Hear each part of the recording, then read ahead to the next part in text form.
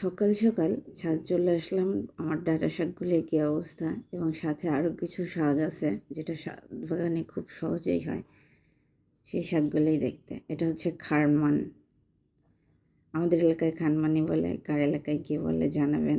ডাঁটা শাকগুলি আলহামদুলিল্লাহ যথেষ্ট ভালো হয়েছে। আর কলমি শাক হচ্ছে ছাদ বাগানের সবচেয়ে সহজলভ্য চাষ, আবার পুঁই শাকও বলা যায়। আর এটা হচ্ছে দুধ কচুর গাছ, মাশাআল্লাহ অনেক সুন্দর লাগছে, কিন্তু একটা বোতলে একদমই ভালো হয়নি। কেন হচ্ছে না বুঝলাম না। আর আরেকটা তো যথেষ্ট সুন্দর গ্রোথ হয়েছে। এদেরকে আমি 5 লিটারের পানি বা তেলের বোতল কেটে কেটে লাগাইছি। আর এনার মনে হচ্ছে বয়স হয়ে যাচ্ছিল, প্রচণ্ড গরমে বড়ই হচ্ছিল না। এখন দেখি বৃষ্টির পানি পাওয়ার পর যথেষ্ট সুন্দর হয়েছে। এই হচ্ছে আমার ছাদ বাগানের পুঁই গাছ, যথেষ্ট ভালো।